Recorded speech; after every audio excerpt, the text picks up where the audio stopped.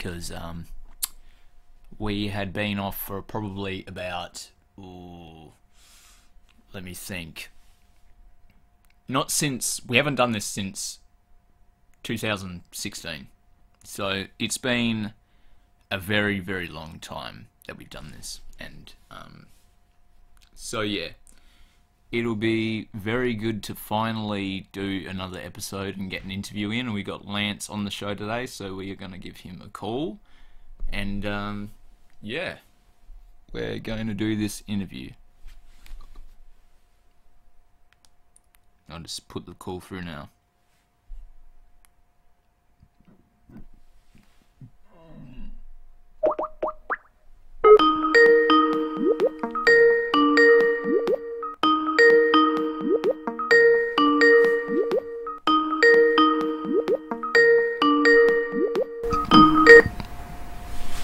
Lance. Hello? Not sure I can hear anything.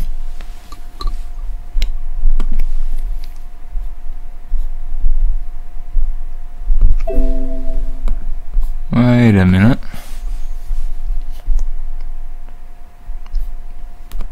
That's odd. Ah, now I'm getting audio. You can hear me now? Yeah.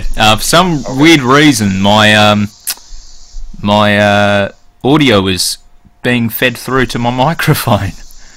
Oh, okay. Yeah, it's odd. How's it going? Not bad, not bad. That's good. Now, well, before I get into anything, welcome back to the Baydzone podcast show. I don't remember, like, the exact date that we did the last one. I think it was in 2016, am I right? I have no idea. It's been a while. It's been a while, yeah. So it's good to finally have you back here anyway.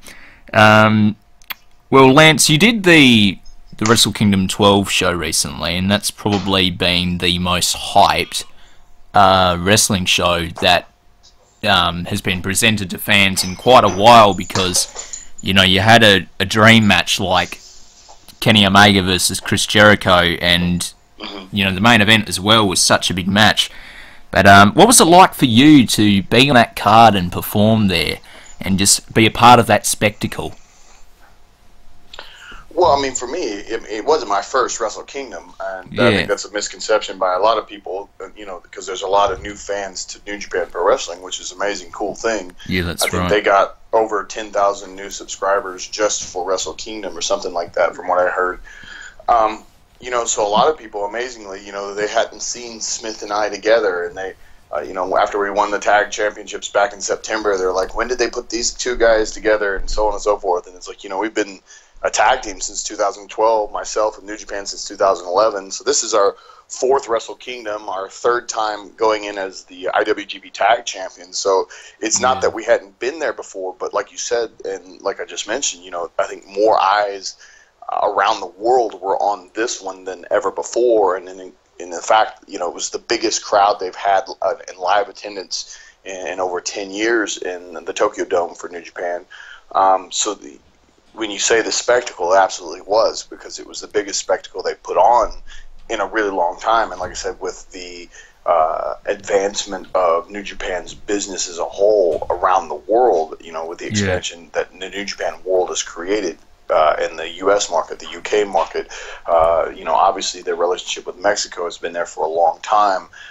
You know, with what's happening soon here in Australia, and it's expanding beyond anything. So for us, you know, like I said, it wasn't like it was our first time, but it was definitely the biggest moment that they created and that we've been a part of with the company since our time being there. So it was just really cool, and I was just really excited about the whole thing as a process, because it was our return to Wrestle Kingdom. You know, the last time we were in Wrestle Kingdom was when they did the live pay-per-view at GFW, Wrestle Kingdom 9, I believe, You know, so it's been a few years since we were actually a part of it, so it was really cool to be back into it, back in that element, and then to see what it has become. Yeah, because I noticed that on commentary, one of the English commentators mentioned that you guys had not been there since Wrestle Kingdom 9, and I Yep. haven't seen that match at all. But yeah, like it was definitely a very very large spectacle, and like with them only just recently announcing the Australian tour, is that like? Do you think that Wrestle Kingdom 12 played a big role in that? Like, did they see like big numbers coming from Australia and then think, okay, yeah, we need to go to Australia, or was that kind of pre-planned? Do you have any idea? You know, I think it's something that has been coming. Obviously, the success of Wrestle Kingdom is something that catapulted it even faster than it maybe have been coming before. But stuff like this, you know, takes time to plan. And, you know, Bad Luck Fale and his dojo that he has in New Zealand, and the connection that obviously New Zealand and Australia have with that, you know, that side of the world and all that stuff. You know, there's been a lot of guys more recently that are going to Fale's dojo and are being part of New Japan Pro Wrestling. And then, from my understanding, kind of the explosion of the Australian pro wrestling scene as well, it has kind of helped spearhead that. You know, I know Dreamer did his first House of Hardcore tour, and he's got another one coming up in June or July. You know, and seeing the success of that, I think that's helping spearhead it as well. And so, yeah, the popularity of New Japan and what Wrestle Kingdom did absolutely helped catapult it even faster and further. But it's something that has been planned. They've just been putting it together, and it just so happened to kind of all come together at around the exact same time. Yeah, that's right. Now, do you know if they're streaming that onto New Japan World, or are they just keeping that kind of like a house show type thing? I don't think it'll be like live streamed. I mean, who knows? They could change Might be taped. to do something. What's that? Yeah, I'm sure, especially with the number of talents. Like, if it was only a couple guys, I'd say the likelihood of it being shown on New Japan World wouldn't be there. But the fact that, you know, they've got a good crew, including myself. You know, I'm pretty sure. I think I saw that Okada's on it, Suzuki's on it, Cody, the Young There's Bucks, a lot Omega. of good names on that card. Yeah. You know, so it's not like it's just a couple guys and then mostly Australian talent. It's pretty much an all New Japan show. I'm sure there'll be some Definitely Australian talents that'll be a part of the show and on the shows, guys that have earned those places. But like I said, for the most part, these are all New Japan wrestlers or superstars wrestling on this show. Yeah. In regards to those Australian wrestlers that are probably going to be on the show, are you going to be is New Japan going to be in contact with local, you know, wrestling promotions in the city, like to get local talent to come in for the show, or? I have no idea, man. Like I said, I just show up, spit water at people, and kick ass. Yeah. About that spitting water incident, I saw that at Wrestle Kingdom, and I was like, oh my gosh, because like, what was your thought process going into that? Was that just like an on-the-spot thing, or was that like you just thought about it before going out? Like, I'm going to get water and just spit it all over everyone and just have a moment. See, that's another thing. Going back to the fact that, you know, a lot of new eyes have come on to the business, and, you know, and like I said, I mean, if you've been watching New Japan since our return in September, you know I do that every time I have my entrance. You know, and I've been doing that. Yeah. You know, I think I kind of started a little bit of it back when I was with New Japan before, and then we did our 2-year excursion into Noah, and it just, you know, it kept growing and getting more, I don't know, intense is a good word to say, as far as the how I entered the ring and how I, you know, spat the water at the people and stuff like that, you know. So it's not something that was new to me, and if definitely. Well, for those new fans, it would be. Yes, and that's exactly what it was, which was fun because there were so many people that hadn't been watching New Japan religiously around the world in the States, and, you know, guys like Bubba Dudley who put it over on his own Twitter, which was really cool. You know, it was just fun to catch people off guard with how I made that entrance, and it was just an entrance. And again, I've been doing it for a long time, but it was fun for people to see it for the first time and go, "What the heck is going on?" Yeah. No, that was a great moment. It was pretty intense too, because you'd had multiple water bottles there, and you were just like going up to everyone, and just the way you were walking around, like really staunch. Yeah. Oh, did you? Was it 6? Was it? Yeah, I believe so. Right. Well, like, did you get to see some of the facial reactions of the people in the front row when you went right up to their face and did it right in their face? No, man, I'm in such a zone, and I'm just Yeah, you'd hitting been it, quitting spaced it, out in going your and own. whatnot. But the Yeah. funny thing about the Japanese fans is they call it my holy water, and people run up to me to get it. Like people run up and just like open Right. their arms, and they're like, "Please spit your water at me." And I did it on a Ring of Honor tour, which the American fans get a little more pissy about it, I guess you could say. Oh, they would. They weren't as happy, which is okay because I'm the bad guy. I'm supposed to be booed, so I was pissing people off, and they were not Yeah. happy that I was spitting water at them. But no one told me not to do it, so I just kept doing it and having fun. Like I said, and in Japan though, it gets a huge reaction. I'm sure there's people that don't enjoy it, Yeah. but for the most part, the fans they erupt with it, and especially the people who aren't getting spit on at the moment, they love it. Yeah, definitely. Now, I've got to ask you something. Have you ever been to Australia before? Yes, I've wrestled in Australia, and I have family in Australia. I've been. I Oh, went lovely. when I was 19. I went when I was 19. My aunt lives now in Brisbane, but at the time at 19, she was living in Perth with her then husband. So nice. I've been to Perth, I've been to Melbourne, I've been to Sydney, I've been to a few other places. I actually did a small, what they called the American Psycho Tour back in 2012, maybe. Yeah. I think somewhere around there. It was just a little small tour. It was just me by myself. It was with a little company called Njpw, Gibson nice. Pro. And it wasn't anything big, wasn't anything major. We had a lot of fun. I met a lot of people.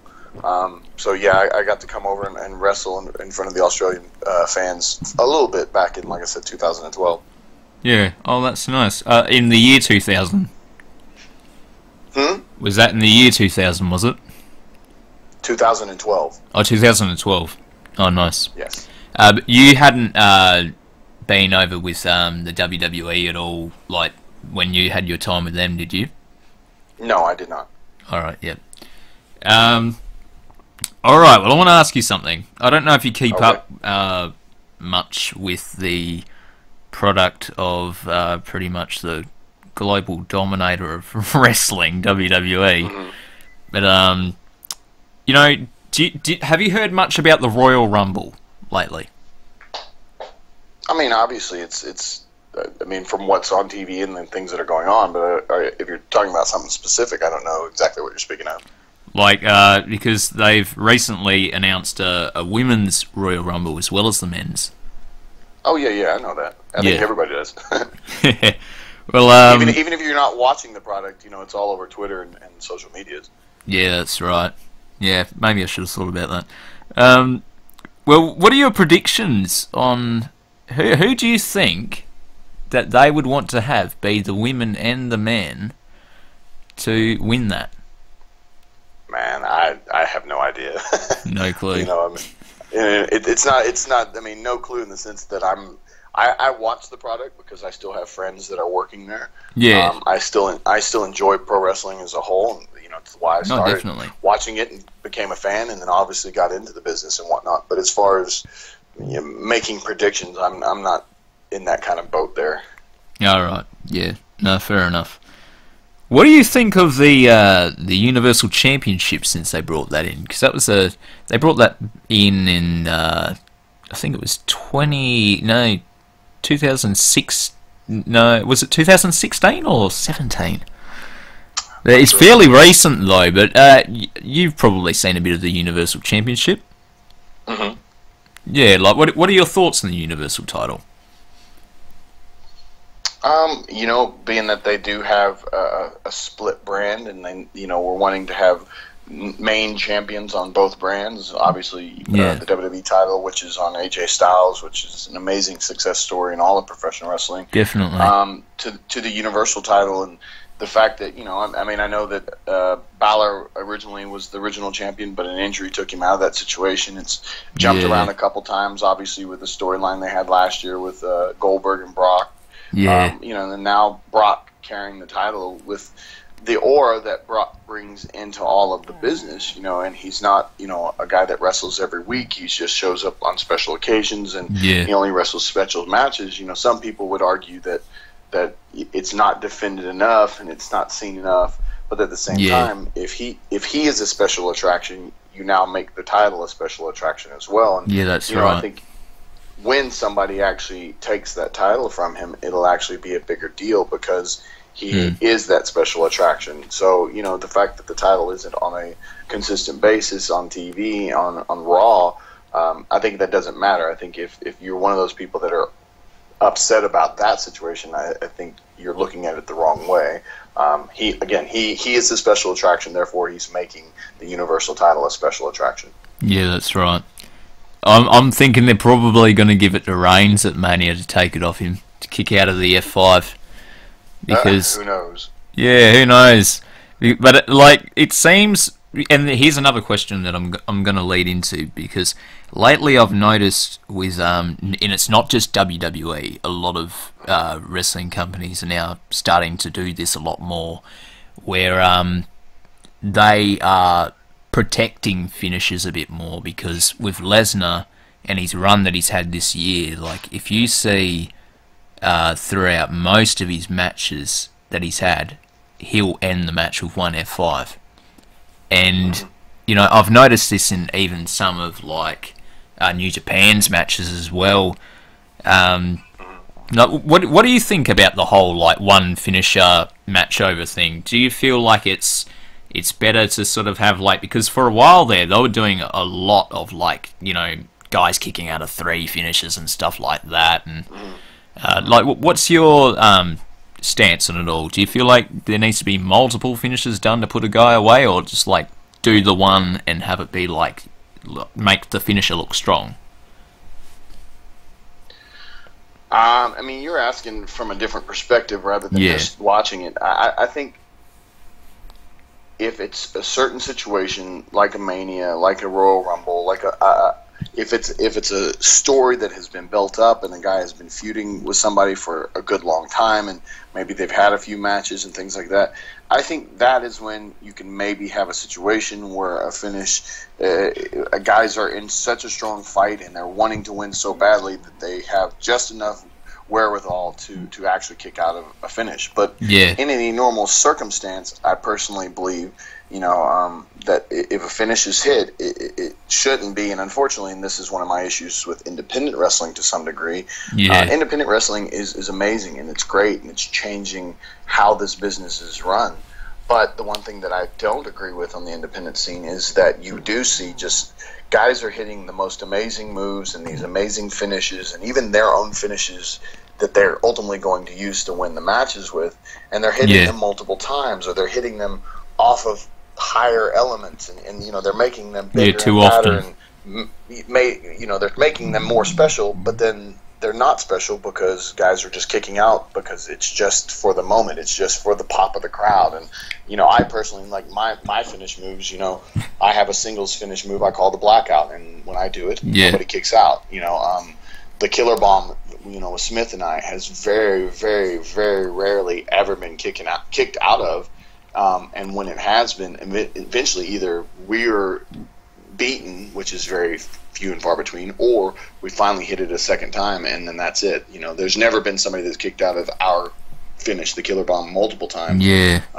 You know, and if they've kicked out once, they've been very lucky, and then ultimately it led usually to our finishing them off with a second one. So it's, to me personally, I feel like it should be done less, and only in very special situations that it should actually happen.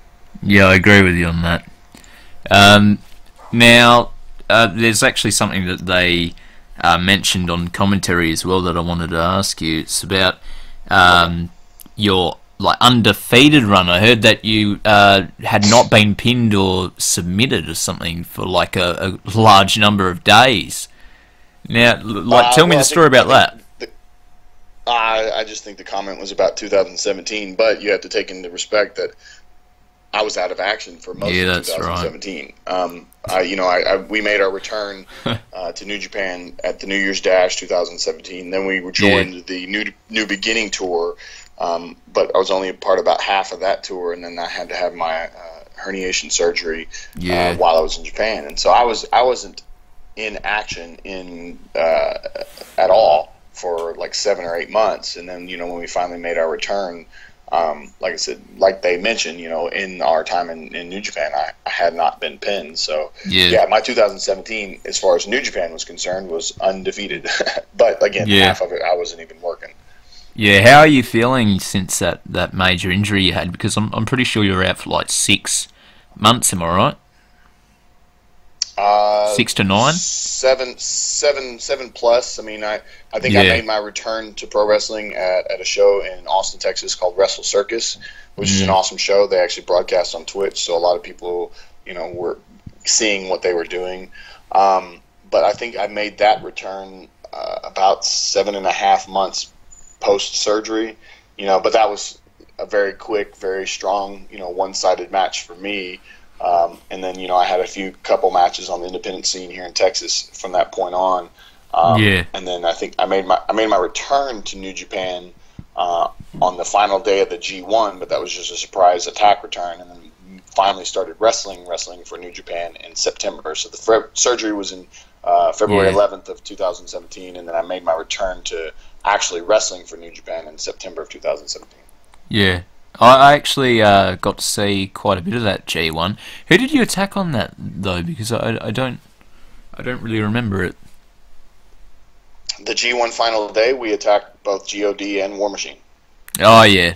Oh nice. War Machine won their title match. God came out to make the challenge, and then we made our return and beat them all up. Oh lovely. Now, do you have any like dreams or goals that you'd like to accomplish and say, hey, that's something I've done before I've retired? Anything else other than being tag champs and stuff like that? Yeah, I mean, obviously, it's one of those situations where, I mean, I've had an amazing career, beyond blessed. There's nothing really for me to complain about in any sense. I've been able to work with some of the largest companies in the world. I've held, with the tag situation, multiple tag titles from multiple different companies. So I've had an awesome, amazing career. I would obviously love an opportunity to truly prove myself as a singles wrestler. It's not that I don't want to continue the tag team, and KS will stay strong as long as we're a team. But yeah, I think any wrestler has that desire to establish themselves as a capable singles star and champion. So I don't know if that chance will ever come. New Japan is extremely deep with talent right now, both in the singles competitors and the tag teams and stuff like that. If it comes, that would be an amazing thing. But if it doesn't, again, there's nothing for me to be upset about or unaccomplished about, because I've accomplished so much stuff in my nearly 18 years in the business. Yeah, that's right. Well, if you were to ever have like a singles run, what would you want to accomplish, and what would you want to do in that singles run?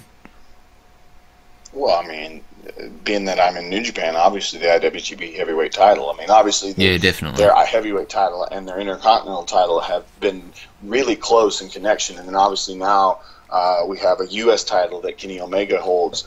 So there's another big and strong title. That's one of the great things that New Japan does, is that pretty much all their titles have fairly strong meanings, and it's really cool to say if you have an opportunity to be any of those champions, to say that you're a part of that lineage. And but obviously the IWGP Heavyweight title is my number one goal if and when I have that opportunity. Yeah, definitely. It's quite funny, because I thought about this and I saw a post from someone and they talked about this, and they said, isn't it quite odd that there's a Japan wrestling company called New Japan Pro Wrestling, and the United States Championship is held by a Canadian? Yeah, true. But at the same time, it's a title that was created for the U.S. show that they had in LA that were amazing successes. So it was created and won on U.S. soil. It's the U.S. title in WWE has been held by multiple non-Americans and captured in non-American countries and stuff like that. So it's a title that can be held by anybody at any time and anywhere, and I think that just adds to the depth that is New Japan Pro Wrestling. Yeah, definitely. Do you feel like, because New Japan is starting to really grow now, ever since even before Wrestle Kingdom 12, I could see it coming for a long time. I could see that they were going to have a big expansion where they were going to start, going further out outside of Japan, and a lot of people are going to pick up the product and see, you know, oh wow, this is something new and exciting, and it's something, even though it's not quote unquote new, it's just something that has been growing for a long time, and it's now starting to pick up speed really well. But yeah, with New Japan, do you feel like they, you know, say in the next couple of years or somewhere down the track, that do you see New Japan being that company to sort of rival, or let's say, if you want to put it this way, pose a threat to the WWE? I mean, you never know in this business. I mean, obviously, Yeah. WWE is a company that is worldwide, and it's, you know, going to only continue on that. Competition breeds good product on all levels. You know, WWE, and to whatever degree, you know, they've had competition to small degrees. You know, TNA at different points. Ring of Honor itself is a growing company, but they, to the scale of WWE, hasn't been there. What New Japan can do financially, and especially the way they have been growing and the smart decisions they make, if the wrestling world can truly accept their product on a worldwide basis, on a consistent basis, yeah, I think it can truly become competition. You know, it's such a different era of business as a whole for professional wrestling because of the internet era with New Japan World and WWE Network, and the availability of different platforms like Twitch. Twitch is a platform that, again, Twitch is now becoming something that more and more wrestling companies are becoming a part of. You know, initially it was just a game platform, and now Wrestle Circus, again, I mentioned them again, out of Austin, Texas, were the first company to start using Twitch to broadcast their wrestling stuff, and then Tommy Dreamer has been using it for House of Hardcore. My understanding, I've heard there's rumors that there's a partnership with TNA, or excuse me, Impact Wrestling. So the fact that it's growing and it's becoming its own new platform, I think it's just opening and broadening the horizons for a lot of things to happen in the professional world. But yeah, I think New Japan Pro Wrestling has the financial backing to ultimately, if things continue to grow the way they're growing and the people start accepting the product and supporting the product, you know, on a live venue basis and through merchandise purchasing and stuff of that nature, I think it can become competition. But again, this falls on the fans. You know, if they're just going to only sit at home and watch it on the internet and things like that, then no, it won't. But if like on March 25th when they come back to LA and we're working a bigger venue and all those things, if the fans show up and sell it out and purchase merchandise and have a good time just like they did in LA before, then there's a chance to grow. If they don't, because they're like, well, we'll just chill at home and watch it, then no. But yeah, I think they do ultimately. Yeah, you know, I feel that way as well myself, because, you know, I've seen this, you know, growing for a while, and I don't really know exactly what the numbers were for the G1, you know, for the first G1, but I feel like I thought they were pretty big from what I heard. Yeah. But I do feel like they're, at some point down the line, going to be at that level where they're going to be able to say, hey, you know what, we're growing quite fast, and there could be a possibility where, you know, because WWE, that they've gone more towards the whole, and there's nothing wrong with what they're doing with the whole family based entertainment, because that is a very smart business plan, really, because then you pretty much open up your product to everyone, where so the kids will be able to watch it, the dad, the mum, all that sort of thing. But you know, with New Japan, it's more really for the fans that, and this is just my take on it, you know, I feel like it's more for the fans that like a good fight, kind of like UFC. You know, it's hard hitting, it showcases a war. And you get these like storylines where because with WWE, sometimes what they do is they do this like short-term booking thing where they'll, you know, most of the time they can have a guy hold the title belt probably, you know, for 1 year or something, whereas in the past they used to have a guy hold it for like, say, 5 years or whatever, like Bruno Sammartino, he held it for like, I think 8. And, you know, with New Japan, with Okada, he's held on to that belt for a very long time now. And, you know, I feel like it's just more for the fans that like a war, and there's a lot of those fans out there, and I feel like even with the WWE fans, they've been, you know, crying out for that kind of content for quite a while. Mm-hmm. But anyway, at this stage in your career, are you happy with the schedule that you're working? Yeah, I mean, I'm a hard worker, man. I mean, I enjoy being on the road. I enjoy, you know, the wrestling and stuff like that. You know, obviously, I love my time getting to come home and be with my family and all that. Yeah. But as a professional that, you know, has strived to constantly prove himself time and time again in this business, you know, from my time at TNA to WWE to my time in New Japan, I see every opportunity of working as a chance to reprove myself. You know, it's kind of like what Wrestle Kingdom did for us. I think it opened people's eyes, and you know, again, I've been there for a long time. I've been in this business for a long time, but it was an opportunity, and I think that day I was able to accomplish that is proving myself again. And so that's how I see it. So the schedule that I keep right now, you know, especially when I'm busy, I'm happiest because it's constant opportunities for me to improve and just prove to the world that, you know, that I'm a worthy star in this business.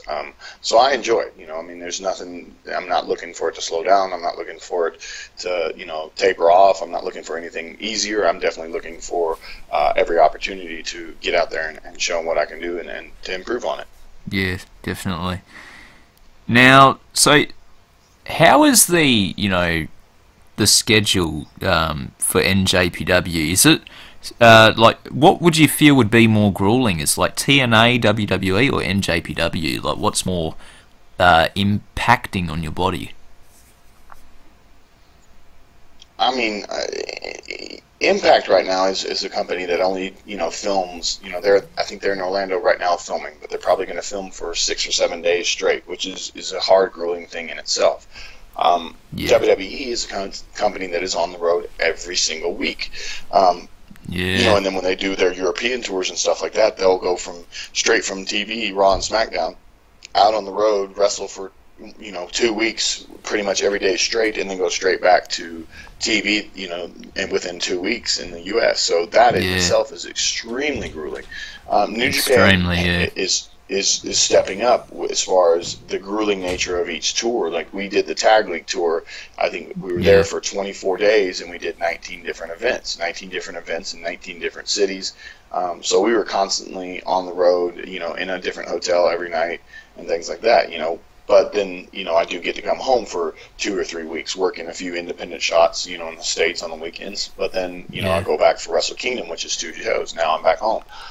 So when we're there, it's extremely grueling. When we come home, depending on my schedule and how busy it is on the independent scene, you know, I can have some decent time off to relax and recoup and get myself ready for the next tour. So they all have their different grueling merits. It just depends on where you're at and what you're doing. Yeah. When's your next booking coming up?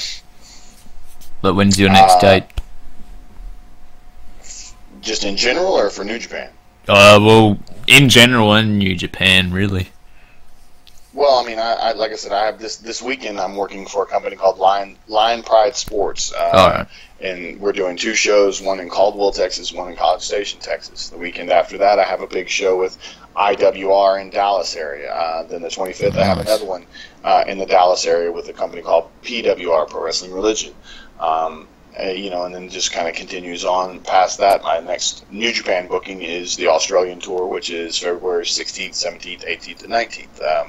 You know, and then at some point soon after that, I'll be making my return actually into Japan. So, you know, it's constant nature, man. Yeah, definitely. Now, NJPW is known for its hard-hitting style, like I said before, but who has been probably, like, the stiffest or hardest-hitting wrestler that you've ever had to face? Or even a tag team, you know, like anyone. Right. I don't know, man. I mean, you can ask some of the guys I'm in the ring with. I don't mind getting hit, and I'm a pretty solid, strong style worker myself. So there's nobody that I've really just been in the ring with that I go, man, this person's going to bring it,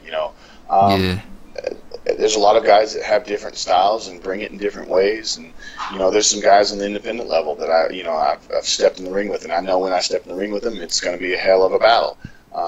Same in Japan, same in just pretty much everywhere. So to narrow it down to like one person and go, oh, that guy, I can't really do that. Plus, if I do that, to me it sounds like I'm going, oh, that guy's not good to work with or something like that, and that's not even the case. Oh, that's not really what I was trying to get at. That right? No, I understand. Yeah, I was just like trying to see like who do you feel is like the strongest out there type thing that you'd ever sort of stepped in the ring with. But so what is a dream match that you'd be interested in having for the future, and like at which promotion would you want that to be? I mean, man, my focus was New Japan Pro Wrestling, bro. Obviously now that Smith and I have dropped the tag titles, if and when that situation continues as KES, which I'm sure it will one way or another in the future, obviously our decision is to go and become a 4-time IWGP Tag Team Champions. Nice. If and when I'm allowed a singles opportunity. Again, there's so many high quality, high profile singles titles, from that new U.S. title to the history the quick history that the IC title has created, to the rich and long history that the IWGP Heavyweight Championship provides. There's only been a select number of Gaijin or foreigners that have held that heavyweight title. So to be a part of that lineage would be a huge, huge honor. So, I mean, all those are things that are in my sight, and those are all dream matches, and it's just whoever's the champion, that's who I'm going after. Yeah. Have you heard about the self-funded wrestling show that Cody Rhodes has been wanting to put together with the Young Bucks? Yeah, from my understanding, I guess they made a date, September 1st or something like that. It's called the All In Show. Yeah. Now, would you be interested in working on that show?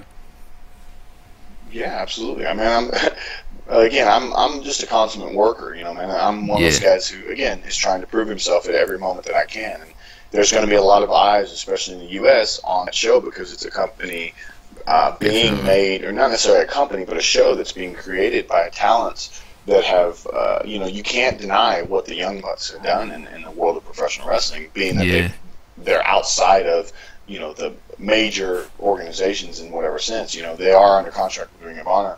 But they've really built their name up themselves, kind of, again, outside of the companies. So they are marketing geniuses.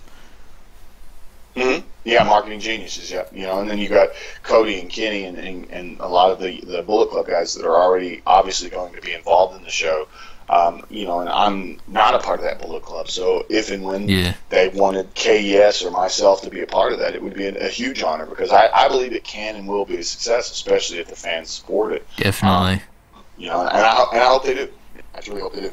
Yeah, well, I heard that, and I don't know exactly the date, but I know that Cody, he posted something on Twitter about wanting to face Daniel Bryan in that show, and I know that Daniel's contract comes up like sometime before. It's sort of like comes up near SummerSlam time, so I'm not entirely sure when and what's going on, but I know that Daniel Bryan had even like said stuff about wanting to get back in the ring again, whether it was, with WWE or a different company, because he had been cleared by different doctors outside of the WWE. Right. But if that match had happened, the show's September 1st, so I don't know whether his contract ends at that before that time, and if he could, who knows? They do have because they have that compete no compete and all that fun stuff, but who knows? Yeah. Now, if you could have had any match with any legend of the past, who would it be? My answer is always Sting when it comes to that, because he was the guy that I started really, really watching professional wrestling for.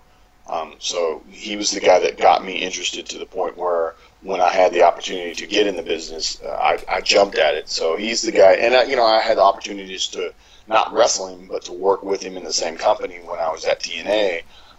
So I actually got to know the person he is, and he's actually, sometimes they tell you don't meet your heroes, and I met my hero, and he was a very good person. So he was very good to me, and helped me in lots of advice and lots of conversations and stuff like that. So it was really cool to meet him and to get to know the person as well as see the performer.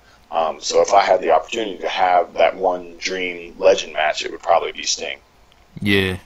Oh, that's awesome. With the wrestling scene, it's always been changing and evolving over the years. Like back in the 80s, it was, you had your big men, and they were pretty much dominating the main event scene, where, you had guys like Hulk Hogan versus Andre the Giant at WrestleMania 3. And for a long time, it was like the big men, like the big beasts, going at it for the title.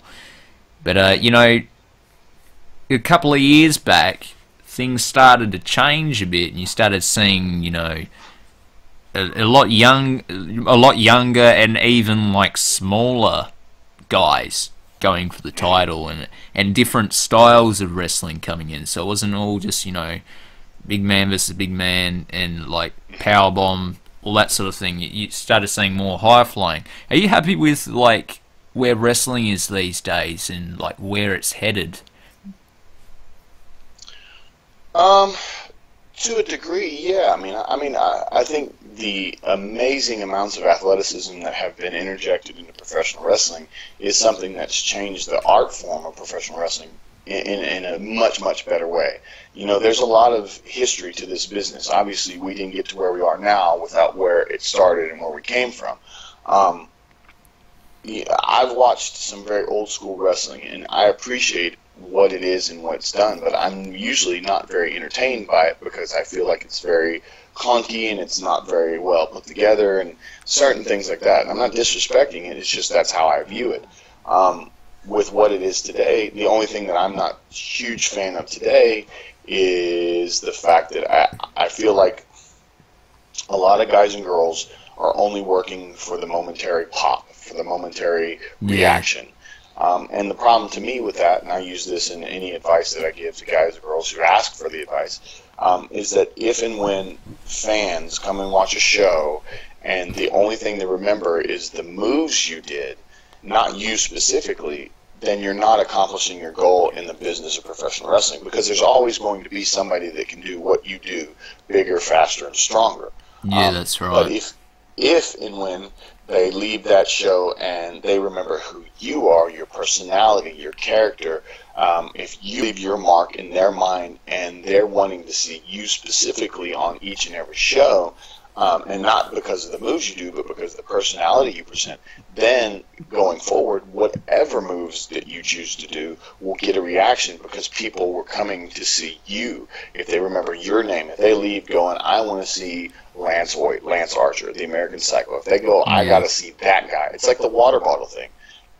More people recognize that. Like the match we had was really good. It was really strong. It made us look like monsters. We kicked their butts until they were amazingly lucky enough to beat us. But the one thing that everybody seems to remember is my entrance. And it's like people are talking, and I'm not putting myself over, I'm just saying it's a moment and element that capture people's attention, and now they're wanting to see me do that again. And the wrestling is there. It's nothing wrong or bad or some, not necessarily that they don't want to see. They want to see me wrestle, but they want to see the character that I've created, not just the moves that I do. The moves that I do are holy crap amazing to those same people, because now their attention is captured by the talent that I've created. And again, it sounds like I'm putting myself over, and I apologize if I am. I'm just trying to use that as an example, as that's the only thing I don't like about wrestling today, is that a lot of guys and girls aren't focused on being personalities enough to help people remember who they are. They're only worried about doing moves that people go, holy shit, for that moment. And it's like, that happens a lot. That moment ends very quickly. If you can have them remember you for forever and for a long time, then you have a chance at a long career. Yeah, definitely. So, when I'd asked you about who would be your dream opponent, and you said that Sting got you into wrestling and stuff like that, was he your favourite wrestler of all time? Yeah, I mean, I didn't start watching pro wrestling till probably '94. You know, because I didn't have wrestling, you know, in my hometown on TV.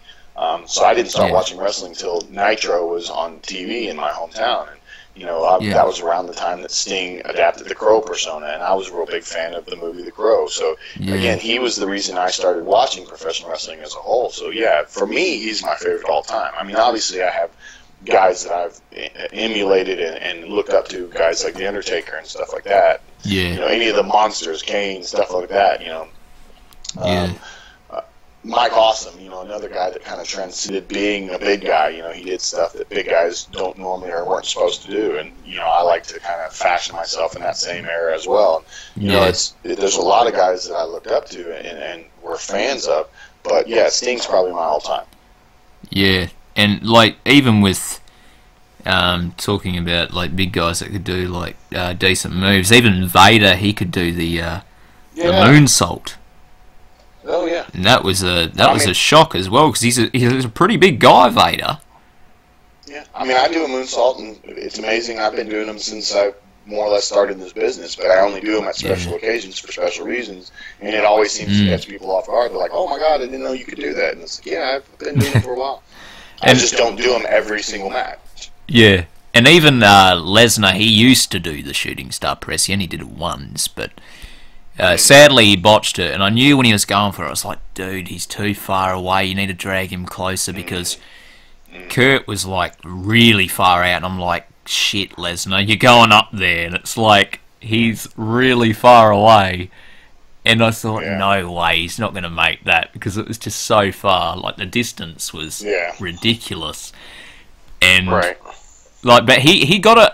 He got the flip, and he just pretty much just landed on his head. He tried to land on Kurt, but his head hit the canvas, and I saw it.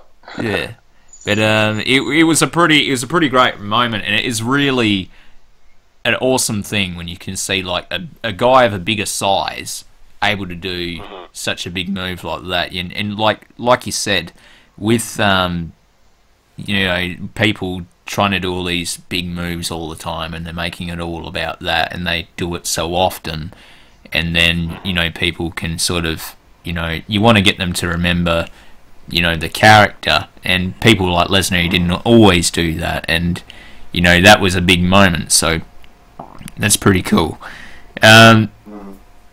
What is your favourite promotion to work for, if you want to say?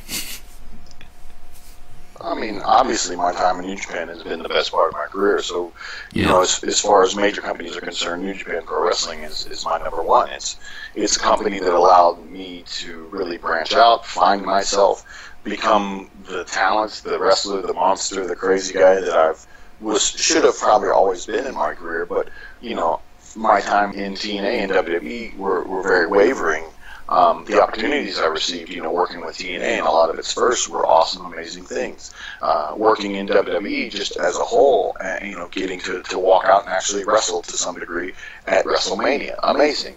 But my most precious time, I guess, in the business has been with New Japan Pro Wrestling, like I said, because they've allowed me to truly become what I always could have and should have been in the business, and they've given me, I guess, the most opportunities out of any company that I've ever worked for. So, I mean, you have to understand, you know, regardless, because there's so many good companies. I mean, I can't even start the list of independent companies that I've worked with and work with now that are awesome. But, you know, again, if you want to say number one, it has to be New Japan because of what I've been able to accomplish there. Yeah, that's right. You know, when you had your time with WWE, and then when you finally left the company, did you leave with a feeling of like, like when you were going into WWE, were you going into the company, you know, thinking and feeling like, okay, I really want to show them that I can, you know, really prove myself and get to a point where I can be a top guy for the company and stuff like that, and you know, when it finally did reach the point where you left, did you feel like you had a bit of a chip on your shoulder, like I'm gonna prove to them and show them what I'm all about, you know, what I'm capable of? Yeah, I think when I left, it was not a good situation. It wasn't like I accomplished a bunch and my time had just come to pass. It was just, and unfortunately my WWE run wasn't a very high-profile one. So leaving the company, there's a lot of uncertainties. You don't know what the future holds. I was determined to continue to work in the business and improve myself, and if given the opportunity to work with another major company, because I didn't know it was going to be New Japan when I left WWE, that I was going to really work my ass off and prove myself to that next company and to the world that I was a talent that should have been done more with and given more. And obviously my time in WWE wasn't very high profile. It was what it was. It ended. I believe I've proven myself. And, if and when they chose to try to bring me back, that would be on them. If they don't, it's no big deal. Again, I've accomplished some amazing, awesome things in New Japan, and I'm very happy where I'm at. And I'm not looking to go anywhere. I'm just looking to keep moving forward. Yeah, no, that's awesome. If they ever did come back to you with an offer, do you feel like you'd be interested with the schedule they've got and everything now? I'm interested, again, at always proving myself at the highest level. Yeah. If and when I wasn't under a contract situation with New Japan, and if and when WWE came in offering with an opportunity that was worthy of the time, then absolutely. I mean, it's just, I'm not worried about schedule, I'm just worried about proving myself. And again, I want that opportunity to prove myself. If it was, hey, we're going to sign you, but we have no clue what we're going to do with you, then that probably isn't an opportunity for me to prove myself. If it's a, hey, we want to sign you, and here's the big plans we've got set forward, then that's an opportunity to prove myself, and that's something that I want to embark on. Right now, again, I'm very happy with New Japan. I'm not looking to go anywhere, and I'm just looking to continue to expand my horizons in New Japan Pro Wrestling, especially with the way the company itself is expanding. Yeah. So, with this whole next year, if you could see yourself in a scenario of being able to choose any match that you'd want to do for next year's Wrestle Kingdom, who would you want it to be against, and what type of match would you want it to be? I'll go back to saying the exact same thing. If I'm in a single situation, it's the heavyweight title. Yeah. If I'm in a tag situation, it's having and defending the heavyweight title successfully. I don't know if you listen to the English commentary very close, but the KS was the last tag team to go into Wrestle Kingdom as the IWGP Tag Team Champions and actually retain them in the Dome, and so I'd like to be able to accomplish that again if and when it is a tag team situation. Again, if I'm allowed a singles opportunity, my goal is the #1 spot, and that would be to win the G1 and go on into the Dome and challenge and win the IWGP Heavyweight Championship match. Yeah, that'd be a great moment, because Archer versus Okada has a kind of a nice sound to it. Well, to me anyway. I don't know if there's a lot of fans right now that would agree with that, but there's always opportunity to grow in the business.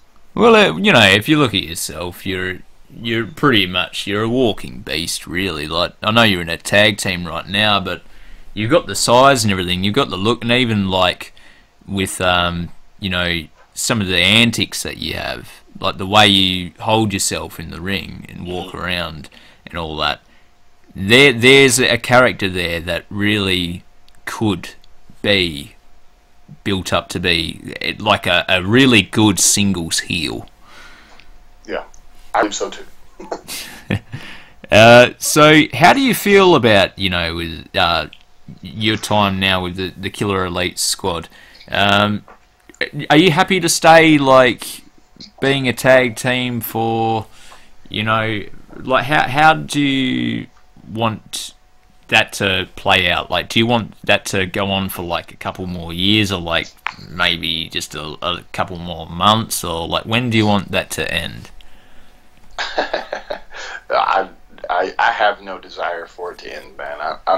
Again, it is a good team. It's a great team. Smith and I have done a lot of great things together to build it to what it is. I think more recently we've adapted more individual personalities, but I think that in itself can only make KS a more fun team to watch. So no, I'm not looking for anything to end. I'm just looking to expand on any opportunity I'm given.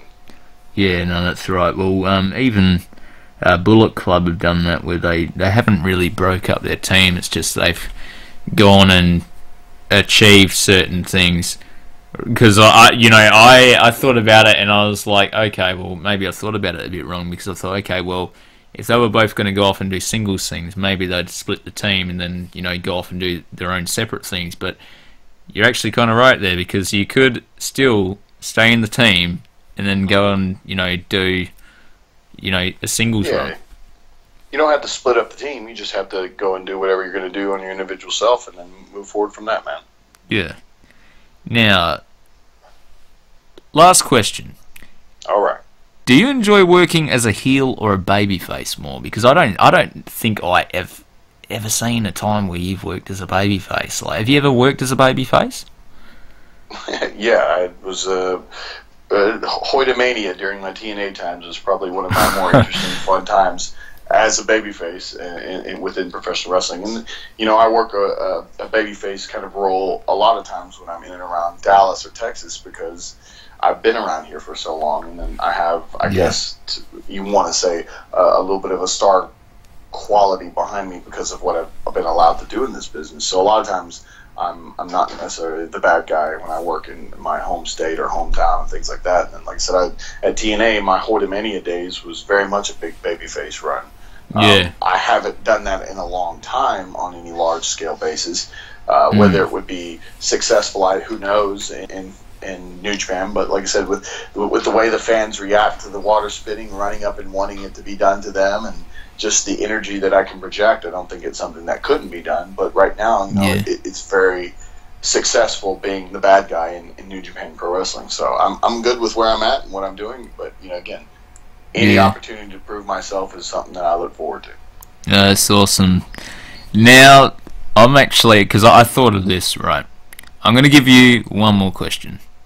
All right. If you went to the WWE All and right. you had your own dream scenario, WrestleMania, any kind of match, who would you want it to be against? Again, it would definitely be for the heavyweight title, whether it was the Universal or the WWE title. Man, again, it's a company that I think gets a lot of flack because of the storylines that it creates, but the talent that exists within that company are some of the best in the world. Obviously, like a Lesnar is somebody that if you can get in the ring with and make people believe that you can go toe-to-toe in any capacity, I think you accomplish something amazing well. Obviously, and I've had opportunities to wrestle him in both TNA and New Japan was AJ Styles. To be able to wrestle him at WrestleMania for the heavyweight title would have been a really cool thing, just because of the history we already had there and whatnot.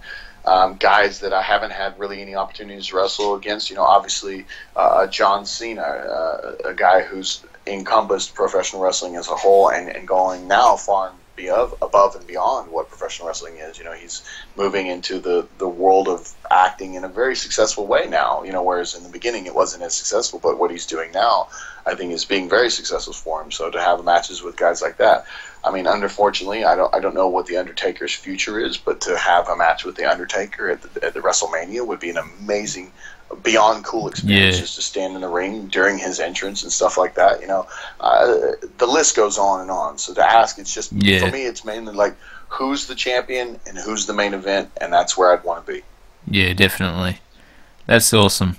Well, thanks so much for coming on the show anyway, Lance, and it's been a great pleasure talking to you. And look forward to doing it again if you're ever interested in coming back on. Cool, man. Alright, well, thanks for watching, guys. And you can find, what's your Twitter handle? Go ahead and plug yourself. Alright, if they want to follow me, it's at Lance Hoyt on Twitter. My Facebook page is Lance Hoyt. My Instagram is Lance_Hoyt. All of them are open and public, so you can see it any time, whether you follow me or not. You can obviously send me direct messages if you want, and as long as they're not silly messages, I'll probably answer them back. But those are my three main platforms, my Twitter, Facebook, and Instagram. All right. Thanks so much for coming on the show, Lance. Anyway, go ahead and hit the like, guys, if you enjoyed this, and go ahead and comment who else you'd want to have on the show, and feel free to subscribe if you enjoyed this. Thanks for watching, guys, and we'll see